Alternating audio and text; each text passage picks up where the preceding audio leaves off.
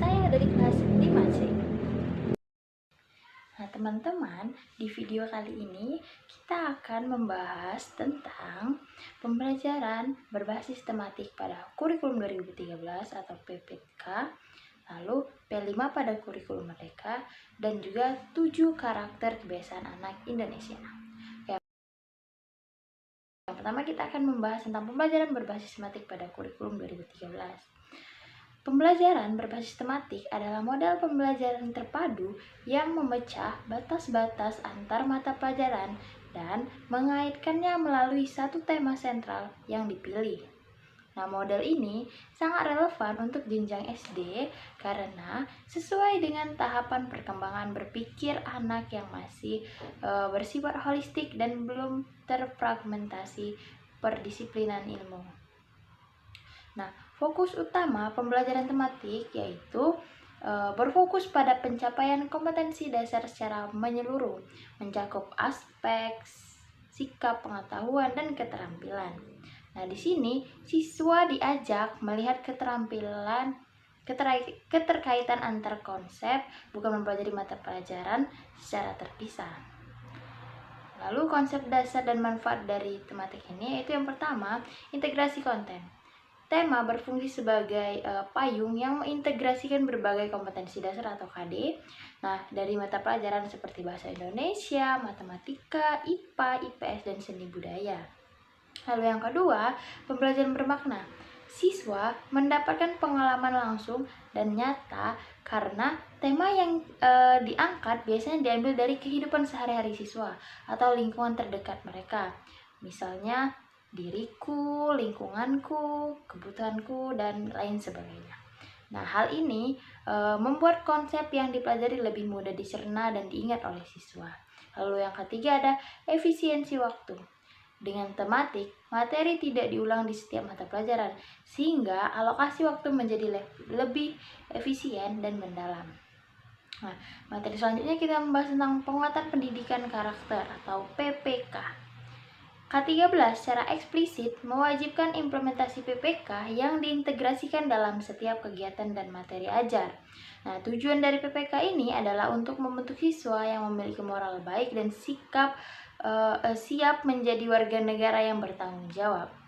Nah, adapun 5 nilai utama yang PPK harus menjadi pembiasaan, yaitu yang pertama ada religius, yaitu mencerminkan keberimanan dan ketakwaan seperti menghargai perbedaan agama atau biasa disebut dengan toleransi dan menjalankan ibadah. Lalu yang kedua, nasionalisme, mencintai tanah air dan ditunjukkan dengan sikap menghargai budaya lokal dan menggunakan produk dalam negeri. Lalu yang ketiga, mandiri, kemampuan berdiri sendiri, tidak bergantung pada orang lain, serta memiliki daya juang dan inisiatif. Lalu yang keempat ada gotong royong, kemauan untuk bekerja sama, saling menolong, dan memiliki kepedulian sosial.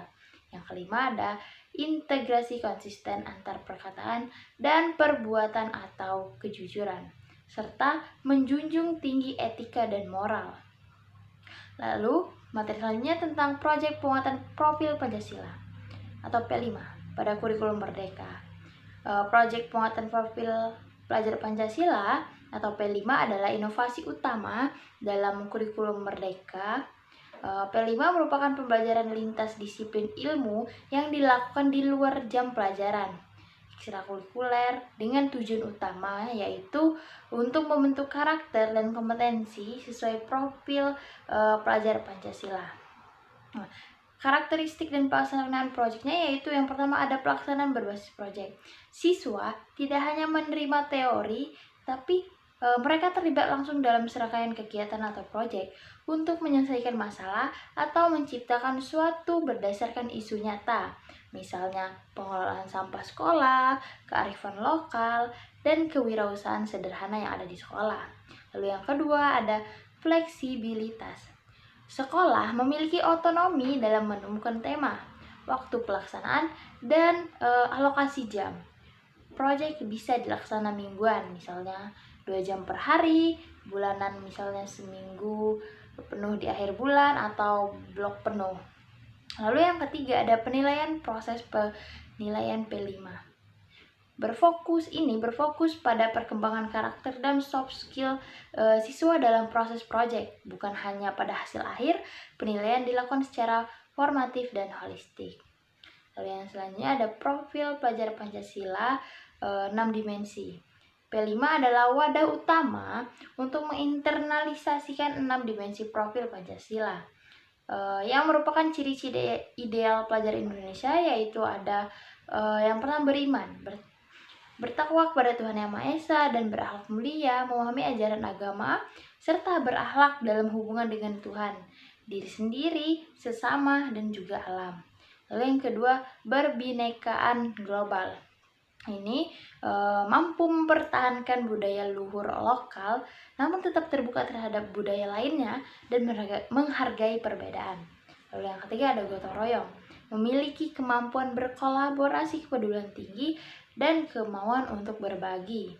Lalu yang keempat ada mandiri, bertanggung jawab atas proses dan hasil belajarnya, serta mampu mengendalikan emosi dan perilaku pada dirinya.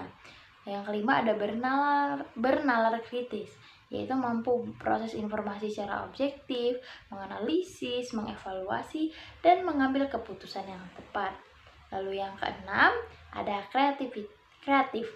Ini mampu menghasilkan gagasan, karya, dan tindakan orisinal, serta memiliki keluasan berpikir dalam mencari solusi.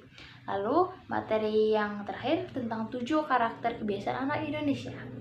7 karakter kebiasaan ini adalah pilar-pilar etika dan moral dasar yang harus ditanamkan sebagai fondasi pembentukan pribadi unggul. Nah, kebiasaan ini perlu diulang dan dipraktikkan dalam kehidupan sehari-hari, baik di rumah maupun di sekolah, sehingga menjadi bagian dari perilaku otomatis. Ya, perilaku yang dimaksud yaitu yang pertama ada jujur dan dapat dipercaya. Dasar dari semua hubungan artinya selalu menyampaikan kebenaran, menepati janji, dan bersikap transparan.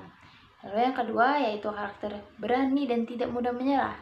Nah, ini memiliki ketangguhan mental, berani mencoba hal baru, berani mengakui kesalahan, dan pantang mundur menghadapi tantangan yang sedang dihadapi.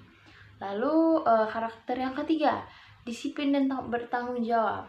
Ini mampu mengelola waktu, diri sendiri, dan melaksanakan tugas yang diberikan dengan sebaik-baiknya tanpa harus diawasi.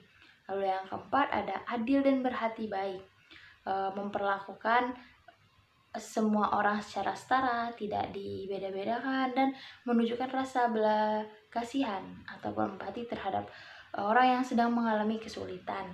Lalu yang kelima, hormat dan santun, menunjukkan perilaku menghargai orang lain, terutama yang lebih tua, serta menggunakan bahasa dan tata krama yang sesuai. Yang keenam ada peduli dan suka menolong. Ini memiliki kepekaan sosial, aktif memperhatikan kesulitan orang lain, dan berinisiatif memberi bantuan tanpa diminta untuk orang yang sedang kesusahan. Lalu yang terakhir ada kerja keras dan kreatif. Nah, ini berusaha maksimal dalam mencapai tujuan, tidak mudah puas dengan hasil biasa, dan selalu mencari cara-cara baru atau inovasi untuk menyelesaikan suatu masalah yang sedang dialaminya. Nah, itu saja teman-teman materi yang dapat saya sampaikan di video kali ini. Jika ada yang salah kata, saya mohon maaf. Kepada Allah saya mohon ampun. Saya akhiri. Wabillahi taufiq wal hidayah. Wassalamualaikum warahmatullahi wabarakatuh. Bye-bye.